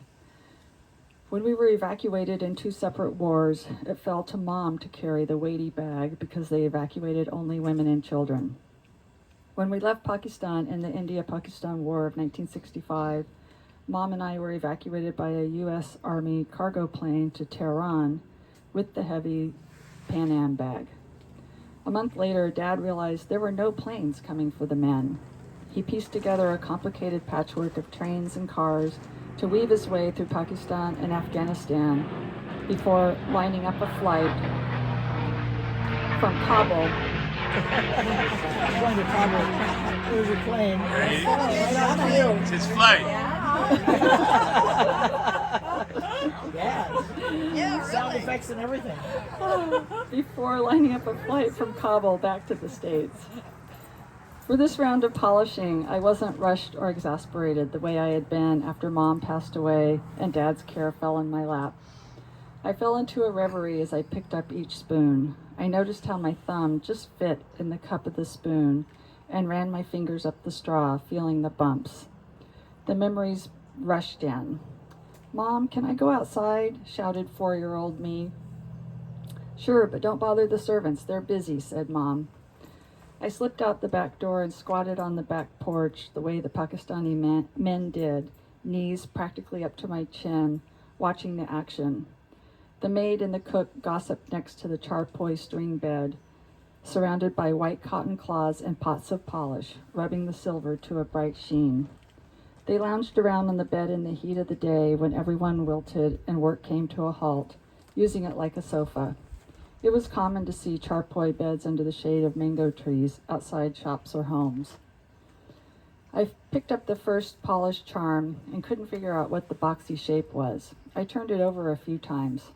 Oh, it was a charpoy bed. I tried unsuccessfully to polish the delicate legs of the bed, but the flat sole of an upturned slipper shined like a luminous silver mirror, as did the surface of the flip-flops. With some work with a Q-tip, I got the sail of the boat gleaming. The genie teapot was intricate with a long curved handle and spout, but I burnished it as much as I could as memories of tea parties in Pakistan floated up. I sat quietly on the sofa in my going out clothes, a frilly dress with black patent leather shoes, a 4-year-old absorbing the vocabulary and cadence of adult conversation. Mom, dressed in a slim pencil skirt and high heels, held her dainty teacup up to Chip's mom for a refill. "You should go down to the school and get Inga enrolled," said Chip's mom, pouring tea into Mom's cup from the tall, ornate teapot. Chip, who always sported a blonde buzz cut, was a grade ahead of me, so he was already in school and was my best friend. I kept quiet. School? Could I really be a big girl already? The woman looked at me and said, "You'd like to go to school, right?" "Yes, of course," I said, without having the slightest idea if I'd like it or not. I would have been too young in the States, but somehow I was admitted to kindergarten at the Lahore American School, and the following week, I guess I was a big girl already, and Mom was relieved to get some time to herself. The elephant was the smallest of the charms and had many fine lines that retained the tarnish, providing a contrast with the shiny edges. I used the Q-tip and dipped the cotton end in polish. Rubbing it on the elephant conjured up a memory of a traveling fair that came to Lahore one year with camels, elephants, dancing bears, a pigeon that pulled a cart holding a green parrot, and trained monkeys clothed in long dresses. One of the missing charms was a camel. The elephant stood in for my camel memories. "Dad, look at the camel. Can I take a camel ride with Lisa?" I asked at the fair. Lisa was one of my classmates at the Lahore American School, and the double saddle was perfect for the two of us. "Okay, I'll lift you up," he said, hoisting me onto the front seat atop the kneeling camel. As soon as Lisa's father lifted her up, the camel walla called out a command. The camel lunged forward violently, lurched backwards, and we were up. Up so high that I squealed with surprise, then giggled at our bird's eye view of the fair, towering over everyone. We rocked wildly from side to side, and my legs, encased in white tights under my party dress, gripped the saddle tightly. My Mary Janes hung over each side with no stirrups to gain purchase. I was glad when Dad lifted me off and put me on the solid ground. The flower charm took me back to one of my favorite memories, slipping through lotus blossoms on Dal Lake in Kashmir, on a narrow wooden shikara gondola with pointed ends and a simple canopy to protect us from the sun. It was in Dal Lake that I caught my first fish and made Dad so proud. The intertwined hearts were for Mom and Dad, their love enduring many decades and tumultuous moves, and only truly separated in death. A kaleidoscope of memories of this happy time in our lives exploded in my head.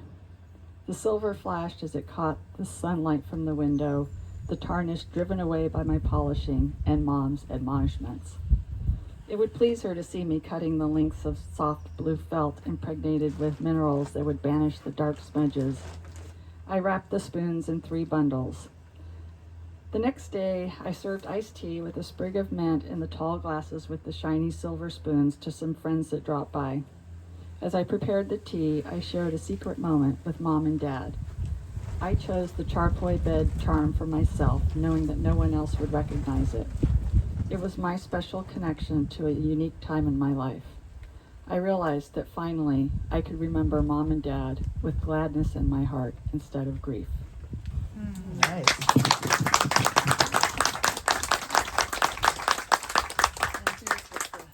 Great. Oh, wow. Wow. Awesome. Is it a straw or is it a spoon? Wow. Cool. It's a stroom. Yeah. Lovely.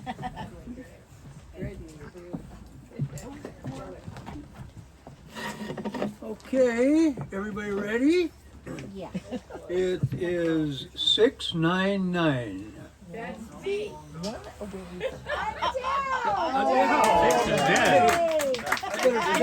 This is bizarre. This is totally bizarre. Thank you. There you go. Wow.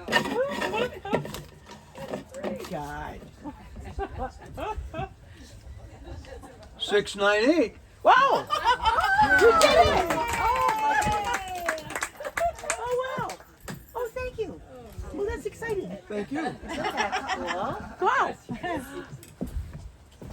Our next reader is Pamela Heck. Hey, And Pam is going to read from her story that was in On Fire.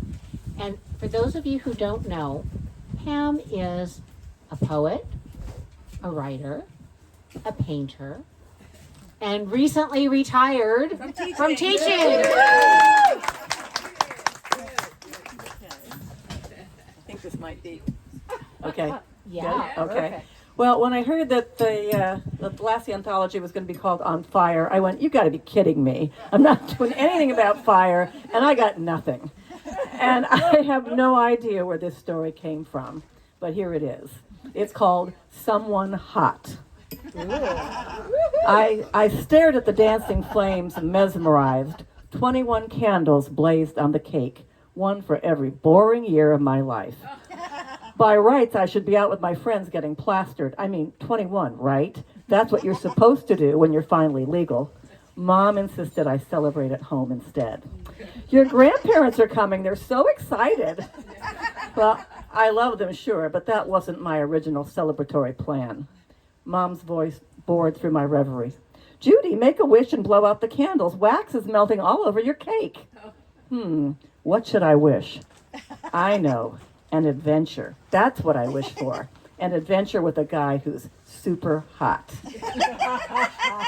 I blew with all my might as if attaining my wish depended on extinguishing the candles in one exhalation. The exertion left me lightheaded as the last candle flickered out. I felt a shiver of anticipation. "Judy, where's Peter? We haven't seen him in ages. Didn't you invite him?"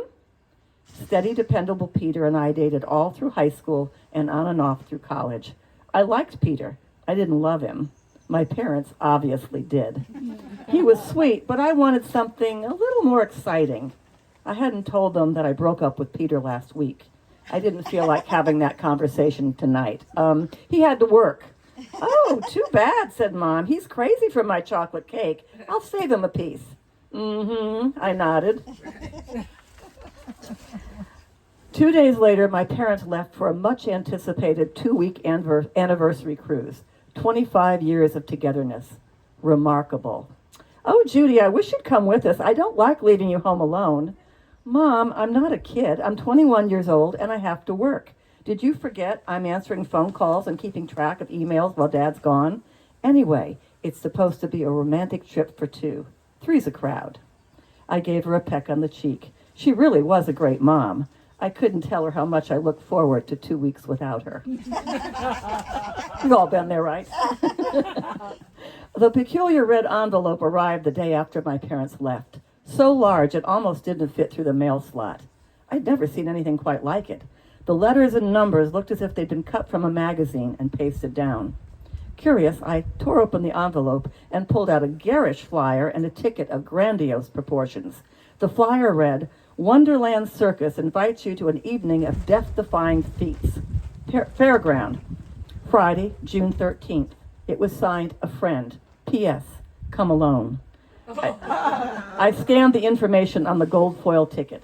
Admit 1, VIP seating, 8 p.m. I wasn't sure what to make of it. The admonition to come alone made me nervous. Still, I'd asked for an adventure. Could this be it? And who was the anonymous sender? Perhaps a belated birthday gift from a friend who'd be waiting in the adjacent VIP seat. Or maybe Peter sent it as a let's get back together ploy. Only one way to find out. The next morning, on my way to another ho-hum day at Dad's office, I was startled to see a zebra nibbling the flowers in Mrs. Allen's front yard. He munched peacefully on one of her prize lilies. Slowing my car for a better look elicited a beep from an impatient driver behind me. I turned to glare. When I turned back, shadows cast by lattice work stretched across Mrs. Allen's lawn. Nothing else. Geez, I thought, I'm seeing things. I wouldn't have given the zebra another thought if it hadn't been for the clown. I stopped at the mall after work to pick up some makeup at Sephora. The mall has a huge escalator between its 2 levels. I hate to admit it, but I've got a terrible case of acrophobia. Halfway up an escalator, my heart begins to race. So I looked for the elevator. That's when I saw the clown. What a stereotype. Painted smile, red nose, baggy pants, and an enormous pair of yellow shoes. He had a string attached to a red balloon and appeared to be waiting for the elevator. No wonder he's taking the elevator, I thought. He'll never be able to navigate the escalator with those giant feet.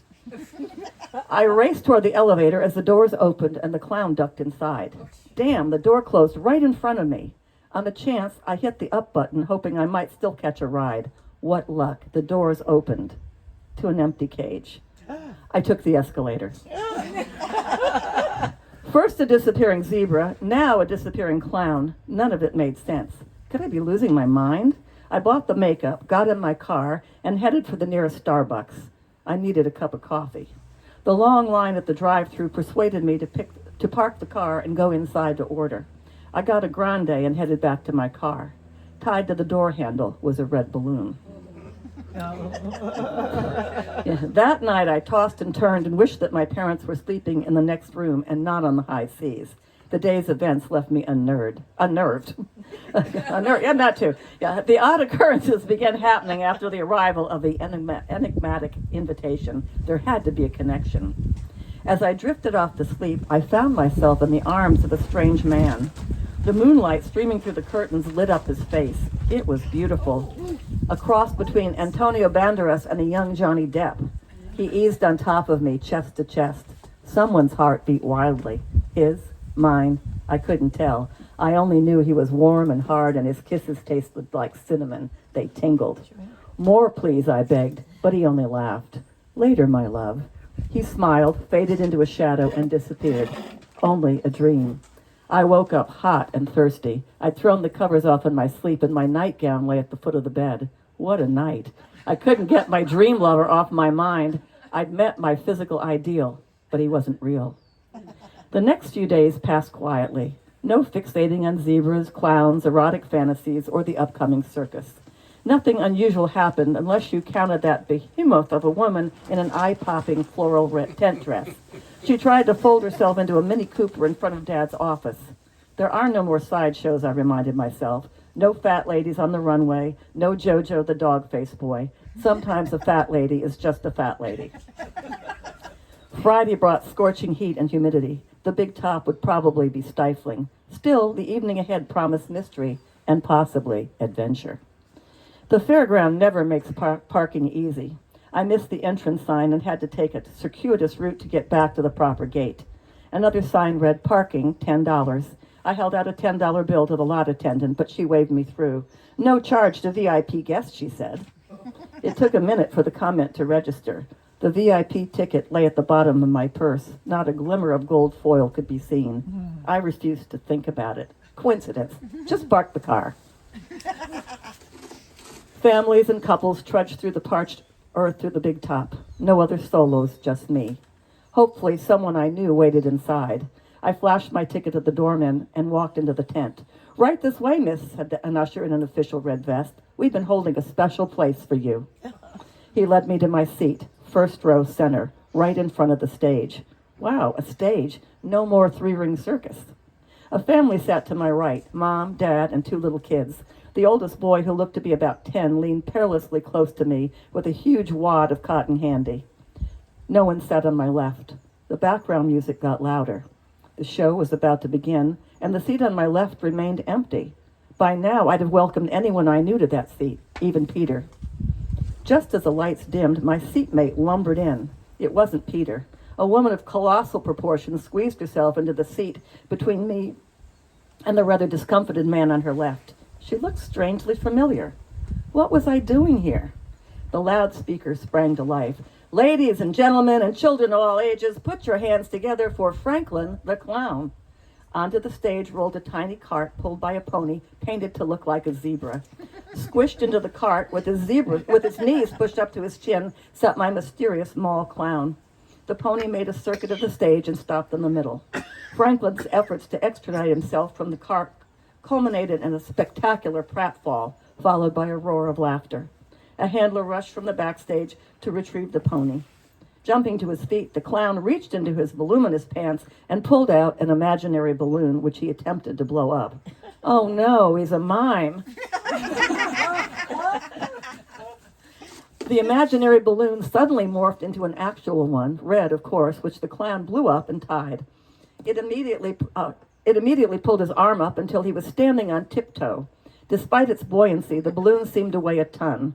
Franklin struggled valiantly to pull it down. After an entertaining bit in which he attempted to push and pull the heavy balloon in all directions, the balloon popped, and Franklin plummeted to the ground. When he landed, he looked right at me and winked. The circus turned into a kaleidoscope of bright colors, sequins, and shimmering tights. An aerial silk performer pirouetted in the air. The tightrope walker jumped rope and rode a bicycle across the wire. A team of acrobats created human pyramids of dizzying heights. Amazing. But I couldn't focus. Not until the loudspeaker announced, "Ladies and gentlemen, please welcome the death-defying master of fire, the king of pyrotechnics, the one and only Pyro." A wall of fire exploded under the stage. Pyro burst through the inferno, turned, and with a wave of his arms, extinguished the blaze. Tattooed flames covered his entire back. They danced when he moved. His skin glowed as if he were lit from within. I'd never seen a man that gorgeous before. Could someone get me something to drink? I'm sorry, but I'm running out here. So there's a moment of suspense here. Yeah. So hang on, everybody. Okay. Here's my best friend is bringing me some water. Thank you. It's Pyro. It's Pyro. Yeah, all that fire just running out. Yeah. Dramatic tension. Okay. So a wall of fire exploded on the stage, and he's got tattoos covering his entire back. They danced when he moved. His skin glowed as if he were lit from within. I'd never seen a man that gorgeous before, except in my dream. My God, he was the man from my dream. I sat dazed as he juggled flaming swords, twirled blazing poles, and whirled around the stage inside a flaming hoop. Plumes of fire shot from his mouth, soaring to incredible heights. Fire was everywhere. It raced up his arms, his legs. I could feel the heat. He breathed another plume of fire in my direction. When it receded, I swear, he looked right at me and smiled. Then poof, in another wall of fame. Put your paper down. We can't see Oh, your I'm face. sorry. Yeah. No loss. Okay. In another wall of flame, he disappeared. The audience sat stunned, and then suddenly the tent erupted into riotous applause. I remained quiet, paralyzed. Was this a dream or a nightmare? When the show finally ended, I staggered back to my car in a daze. What had been the point of all this? And then I knew. Pyro. He leaned lazily against my car. A black leather jacket covered his flames, but man, he was hot. I've been waiting for you. Waiting for me? Why? You didn't read the fine print. He pulled out a ticket that looked suspiciously like mine. I read the words printed across the bottom, VIP party after the show. Pyro led me back to the tent, to a party room behind the stage. All the acts from the show seemed to be there. The clown, the tightrope walker, even the fat lady. The acrobats practiced a new pyramid in the corner, and red balloons seemed to be everywhere. Overwhelming. My dream man disappeared for a moment and returned with a drink. This should help you relax, love. I'm so confused. What's happening? Why am I here? He gave me a lazy smile. Aren't you happy? I wasn't sure. I might be 21, but I felt like a girl on her first date trying to make small talk. So what's your real name? He laughed. Don't you think real is highly overrated? Pyro will do just fine. I gulped down my drink and tried to look confident, but I didn't feel confident. I felt dizzy. Pyro pulled me to my feet and wrapped an arm around me. Steady, honey. I think you need to lie down. I don't remember how we got to his little caravan. I just remember the two of us falling under the bed. He was so close I could smell him. He smelled like toasted marshmallows, sweet and crisp. It's my dream, I said. I'm having that dream again. No, sweetheart. This time it's real. The leather jacket lay on the floor and his bare chest radiated heat. Warm, so warm. He fumbled with the buttons on my blouse, kissing me, working his way down my throat, slowly moving down. But I wanted to feel his lips on my mouth again. Weaving my fingers through his hair, I pulled his face level with mine. At first, it seemed like my dream, only better. Then, without warning, everything changed. I felt feverish, hot, so hot. The heat in the caravan became stifling. My hands resting on his back burned, as if the tattooed flame suddenly sprang to life. I gasped and tried to push him away, but he only laughed. Where are you going, sweetheart? Didn't you wish for someone hot?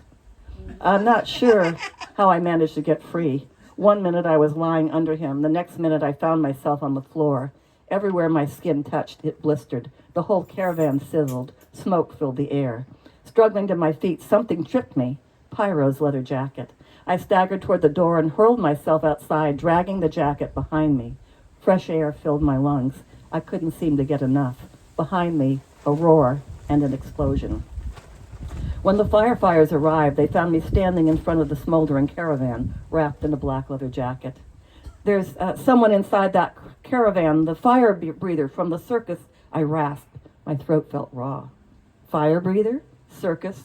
The firefighters looked confused. One of them asked, "What circus?" Wouldn't you know, this is one of my paper sticks. The Wonderland Circus. Right over there, I pointed to where a tent should be. But there was no tent, only an empty field in the moonlight.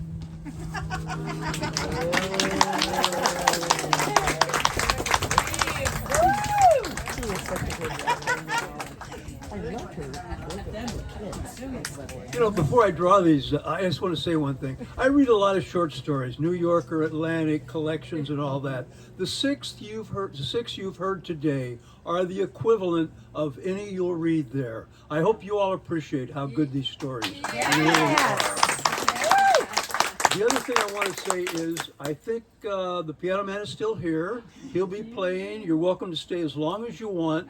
But I would ask that you carry a chair or two out through the way you came in, and I'll start a stack just inside my garage. Okay. Thank you. Okay, one more raffle. This one is number 704. Hey, God, so many raffles.